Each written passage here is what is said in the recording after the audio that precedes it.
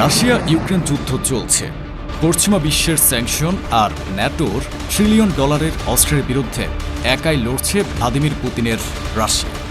আন্তর্জাতিক সামরিক সমীকরণ বলে এমন একটি মহাযুদ্ধের সময় যে কোনো দেশ তাদের নিজেদের তৈরি সর্বাধুনিক অস্ত্রগুলো শুধুমাত্র নিজেদের সেনাবাহিনীর জন্যই মজুত করে রাখে। কিন্তু দর্শক, পশ্চিমাদের সমস্ত হিসাব নিকাশকে আক্ষরিক অর্থেই বুড়ো আঙুল দেখিয়ে ভ্লাদিমির পুতিন আজ এমন এক ভয়ঙ্কর এবং প্রলয়ঙ্কারী নির্দেশ জারি করেছেন যা শোনার পর তেল আবিব থেকে ওয়াশিংটন পর্যন্ত পুরো পশ্চিমা বিশ্বের কলিজা শুকিয়ে গেছে।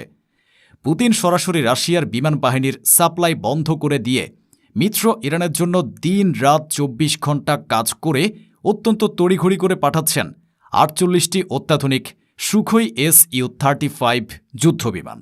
তবে আসল ভূমিকম্প শুরু হয়েছে অন্য জায়গায়। ইসরায়েল এবং আমেরিকা যখন ভাবছিল যে পুতিনের এ ফাইটার জেট ডেলিভারি তাদের জন্য সবচেয়ে বড় দুঃস্বপ্ন, ঠিক তখনই ইরানের মরুভূমি থেকে IRGC মাটি খুঁড়ে তুলে আনল আমেরিকার সবচেয়ে গোপনীয় এবং ভয়ঙ্কর সামরিক প্রজেক্টের আস্ত এক জলজ্যান্ত প্রমাণ। হ্যাঁ দর্শক, আমেরিকার ছোড়া সবচেয়ে আধুনিক রাডার ফাঁকি দেওয়া স্টেলথ ক্রুজ মিসাইল AGM-158B জেসম ER-এর ভেতরে থাকা 450 কেজি ওজনের দানবীয় বাংকার ব্লাস্টার ওয়ারহেড WDU-42/B আক্ষরিক অর্থেই সম্পূর্ণ অক্ষত অবস্থায় উদ্ধার করেছে ইরান। একদিকে রাশিয়ার 48টি আকাশ দানব আর অন্যদিকে আমেরিকার সবচেয়ে গোপনীয় বাংকার ব্লাস্টার প্রযুক্তি। মধ্যপ্রাচ্যের সামরিক ইতিহাসে আজ এমন এক রুদ্ধশ্বাস টার্নিং পয়েন্ট তৈরি হয়েছে যা জায়নবাদী ইসরায়েলের অস্তিত্বকে চিরতরে মানচিত্র থেকে মুছে ফেলার জন্য আক্ষরিক অর্থেই যথেষ্ট। রাশিয়ার নিজেদের সামরিক স্বার্থকে বিসর্জন দিয়ে বন্ধু ইরানের জন্য পুতিনের এই নজিরবিহীন আত্মত্যাগ এবং আমেরিকা $1 ট্রিলিয়ন স্টেলথ মিসাইল চুরির ঘটনার পর পুরো বিশ্ব আজ চরম আতঙ্কের ঘোরে আচ্ছন্ন। সবার মনেই এখন ঘুরপাক খাচ্ছে রুদ্ধশ্বাস কিছু প্রশ্ন। নিজেদের যুদ্ধ চলাকালীন সময়েও ঠিক কোন ব্লাড ফ্যাক্ট বা রক্তের ঋণ শোধ করতে ইরানকে এই 48টি ভয়ঙ্কর Su-35 তুলে দিচ্ছেন ভ্লাদিমির পুতিন? জায়নবাদী ইসরায়েলকে মানচিত্র থেকে চিরতরে মুছে ফেলতে কেন আজ এত উঠে পড়ে লেগেছে মস্কো? মুসলিম বিশ্বের প্রতি পুতিনের এই নজিরবিহীন সামরিক এবং স্ট্র্যাটেজিক ভালোবাসার পেছনের আসল রহস্য কী?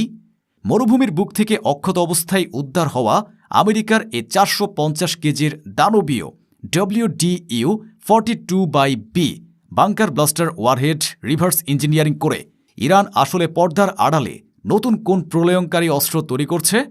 ঠিক কতটা ভয়াবহ হতে চলেছে এর বিধ্বংসী ক্ষমতা, যা খোদ পেন্টাগনের রাতের ঘুম হারাম করে দিয়েছে? আর সবচেয়ে বড় এবং রক্তহীন করা প্রশ্ন, ইরানের হাতে আমেরিকার এ বাংকার ভেদী প্রযুক্তি যাওয়ার খবর শোনার ঠিক পরপরই কেন তড়িঘড়ি করে নিজেদের পরিবার এবং শীর্ষ মন্ত্রীদের নিয়ে মাটির গভীরের বাংকারে লুকাচ্ছেন বেনিয়ামিন নেতানিয়াহু? ইরানি হামলার চরম ভয়ে খোদ নেতানিয়াহুই যখন ইঁদুরের মতো গর্তে মুখ লুকাচ্ছেন, তখন ইসরায়েল নামক কৃত্রিম রাষ্ট্রের সাধারণ নাগরিকদের ভবিষ্যৎ আসলে কি? দর্শক, আজকের এ রুদ্ধশ্বাস এবং ডোপামিন পাম্পিং এক্সক্লুসিভ এপিসোডে আমরা পুতিনের এ 4D চেস এবং আমেরিকার গোপন অস্ত্র হাতে পেয়ে ইরানের এ god level master stroke decode করব। ভিডিওটিতে এখনই একটি লাইক দিন। চলুন রহস্যের গভীরে প্রবেশ করি। কেন একটিমাত্র ফাইটার জেটের নাম শুনে পুরো পেন্টাগন আজ থর থর করে কাঁপছে? আসুন সামরিক অণুবীক্ষণ যন্ত্রের নিচে রাশিয়ার এই Su-35-এর টেকনিক্যাল সক্ষমতাগুলো একটু ডিকোড করি। এটি কোনো সাধারণ যুদ্ধবিমান নয়, এটি হলো একটি থ্রাস্ট ভেক্টরিং প্রযুক্তিতে তৈরি এমন একটি আকাশ দানব যা আকাশে এমন কিছু অ্যাক্রোবেটিক কোবরা ম্যানুভার করতে পারে যা আমেরিকার F-35-এর কাছে স্রেফ দুঃস্বপ্ন। এতদিন ইরানের বিমান বাহিনীতে ছিল মূলত 1970-এর দশকের পুরনো আমেরিকান F-14 টমক্যাট। ইসরায়েল এবং আমেরিকা এতদিন এই পুরনো বিমানগুলোর কথা ভেবেই দম্ভ করত, কিন্তু এখন সমীকরণ চিরতরে উল্টে গেছে। Su-35-এর রয়েছে খিবিনি ইলেকট্রনিক ওয়ারফেয়ার সুইট, যা শত্রু রাডারকে কয়েক সেকেন্ডের মধ্যে অন্ধ ও বধির করে দিতে পারে। এই ইরবিস রাডার শত শত কিলোমিটার দূর থেকে ইসরায়েলের স্টেলথ ফাইটারগুলোকে লক করে ফেলতে পারে।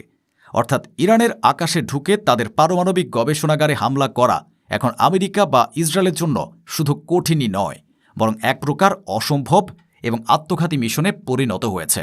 ইসরায়েল যখন আকাশের এই বিপদ নিয়ে আতঙ্কে বাংকারে লুকাচ্ছে, তখন তাদের পায়ের নিচ থেকে মাটি সরিয়ে দিয়েছে খোদ আমেরিকা। আমেরিকা মধ্যপ্রাচ্যে তাদের শক্তি প্রদর্শনের জন্য ফায়ার করেছিল পেন্টাগনের সবচেয়ে অত্যাধুনিক এবং গোপনীয় AGM-15HP JASSM ER stealth cruise missile. কিন্তু এই মিসাইলটি WDU-42/B নামে যে মূল পেনিট্রেটিং ওয়ারহেড বা বাংকারভেদী অংশটি ছিল তা বিস্ফোরিত হয়নি। ইরানি প্রকৌশলীরা মরুভূমির বুক থেকে এই 450 কেজি ওজনের দানবীয় ওয়ারহেডটিকে সম্পূর্ণ অক্ষত অবস্থায় উদ্ধার করেছে। এই WDU-42/B ওয়ারহেডটি বিশেষভাবে ডিজাইন করা হয়েছে মাটির গভীরে সুরক্ষিত বাংকার, রেইনফোর্সড কংক্রিট হ্যাঙ্গার এবং মাটির নিচের কমান্ড পোস্টগুলোকে আক্ষরিক অর্থে গুঁড়িয়ে দেওয়ার জন্য। এই ওয়ারহেডটির মেটালার্জি বা ধাতব প্রযুক্তি এবং এর হার্ড টার্গেট স্মার্ট ফিউজ হল পেন্টাগনের বিলিয়ন ডলারের গবেষণার ফসল। আর আজ সেই মহামূল্যবান প্রযুক্তি সরাসরি ইরানি বিজ্ঞানীদের হাতে। ইরান এই প্রযুক্তিকে রিভার্স ইঞ্জিনিয়ারিং করে তৈরি করেছে তাদের নিজস্ব smart stealth bunker blaster missile. এর বিধ্বংসী ক্ষমতা এতটাই ভয়ঙ্কর যেটি ইসরায়েলের আয়রন ডোমকে ধোঁকা দিয়ে সরাসরি মাটির 100 ফুট নিচে থাকা যে কোনো সামরিক স্থাপনাকে চোখের পলকে গলিয়ে ছাই করে দিতে পারে। এখন আপনার মনে প্রশ্ন আসতে পারে, নিজেদের সেনাবাহিনীর খাবার বন্ধ করে পুতিন কেন ইরানকে এই বিমান দিচ্ছেন? কেন মুসলিম বিশ্বের প্রতি তার এত দরদ? এর উত্তর লুকিয়ে আছে জিওপলিটিক্সের সবচেয়ে গভীর ব্লাড ফ্যাক্ট বা রক্তের ঋণের মধ্যে। যখন পুরো পশ্চিমা বিশ্ব রাশিয়ার উপর স্যাংশন দিয়ে পুতিনকে একঘরে করার চেষ্টা করেছিল, তখন দশকের পর দশক স্যাংশনে পিষ্ট থাকা ইরান তাদের শাহেদ ড্রোন এবং ব্যালিস্টিক মিসাইল দিয়ে আক্ষরিক অর্থেই রাশিয়াকে রক্ষা করেছিল। আজ পুতিন সে রক্তের ঋণ শোধ করছেন। পুতিন খুব ভালো করে জানেন মধ্যপ্রাচ্যে ইসরায়েল হল আমেরিকার সবচেয়ে বড় প্রক্সি বা দাবার গুটি। ইসরায়েলকে ধ্বংস করার অর্থ হল আমেরিকার গ্লোবাল আধিপত্যের কফিনের শেষ পেরেক ঠুকে দেওয়া। তাই পুতিন মুসলিম বিশ্ব এবং ইরানকে সরাসরি সমর্থন দিয়ে আমেরিকাকে মধ্যপ্রাচ্য থেকে চিরতরে মুছে ফেলার একটি মাস্টার স্ট্রোক খেলছেন। আর এই মাস্টার স্ট্রোকের ফলাফল হল বিমানের বদলে বিমান, মিসাইলের বদলে মিসাইল।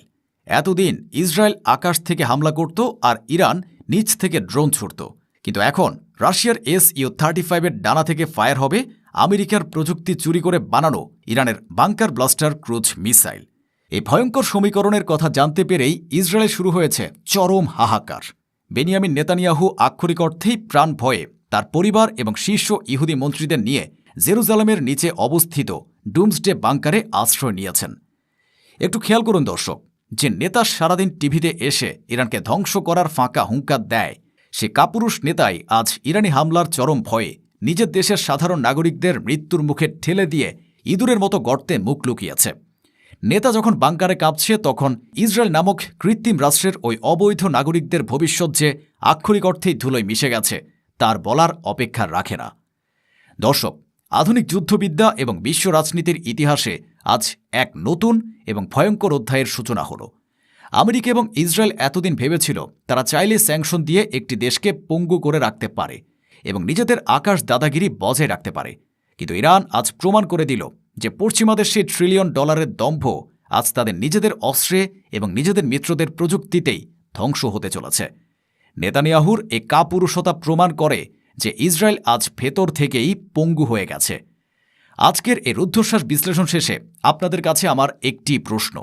রাশিয়ার 48টি আকাশ দানব এবং আমেরিকার রিভার্স ইঞ্জিনিয়ার্ড 450 কেজির বাংকার ব্লাস্টার মিসাইল হাতে পাওয়ার পর ইরান কি এবার ইসরায়েলকে চিরতরে মানচিত্র থেকে মুছে ফেলবে?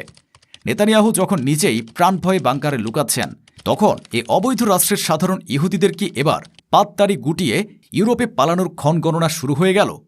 কমেন্ট বক্সে আপনার অত্যন্ত তীক্ষ্ণ এবং গঠনমূলক রাজনৈতিক মতামত